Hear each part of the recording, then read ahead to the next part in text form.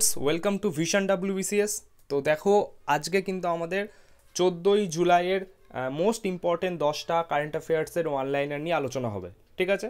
তো first question দেখো, 27শে June কিন্তু আমরা ওয়ার্ল্ড MSME ডে পালন করে থাকি প্রতি বছর, ঠিক আছে?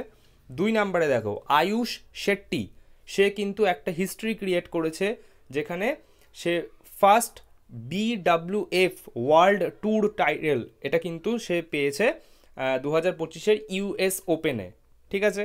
তারপরে 3 নম্বরে দেখো, জারা চৌধুরী সে কিন্তু 2025-এর শক্তি ভাট প্রাইজ এটা কিন্তু সে পেয়েছে, ঠিক আছে? খুব ইম্পর্টেন্ট, ঠিক আছে? এটা কিন্তু খুব ইম্পর্টেন্ট কোশ্চেন। 4 নম্বর কোশ্চেন দেখো, the mixed doubles title in the second Asian squash doubles, ঠিক আছে? তাহলে সেকেন্ড এশিয়ান স্কোয়াশ ডাবলসে মিক্স ডাবলস টাইটেল জিতেছে কিন্তু অনাহত সিং এবং অভয় সিং, ঠিক আছে? খুব ইম্পর্টেন্ট কিন্তু এটা। তারপরে নেক্সট দেখো 5 নম্বরে, India's first green data centre এটা কিন্তু এস্টাবলিশড হতে চলেছে গাজিয়াবাদ, উত্তরপ্রদেশে। তারপরে দেখো 6 নম্বরে, পরাগ জৈন কিন্তু রিসার্চ অ্যান্ড অ্যানালিসিস উইং অর্থাৎ RAW মানে র এর নতুন চিফ হিসেবে 2 বছরের জন্য অ্যাপয়েন্ট হয়েছেন। তারপরে দেখো 7 নম্বরে, প্রজ্ঞানানন্দা, ঠিক আছে?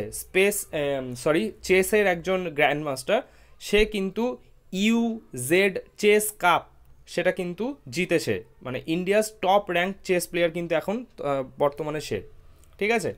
আচ্ছা, তারপরে দেখো 8 number question, national statistics day সেটা কিন্তু প্রতি বছর 29শে জুন পালন করা হয়। তোমরা কমেন্ট করে জানাবে এই ন্যাশনাল স্ট্যাটিস্টিক্স ডে এটা কোন পার্সোনালিটির সঙ্গে জড়িত, ঠিক আছে?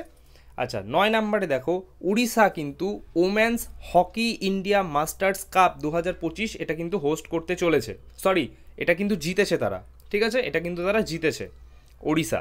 তারপরে দেখো 10 নম্বরে, the name of railway app which is launched on 1 July, ঠিক আছে? একটা রেলের অ্যাপ যেটা 1 জুলাই লঞ্চ হয়েছে, সেটার নাম কিন্তু রেল ওয়ান, ঠিক আছে?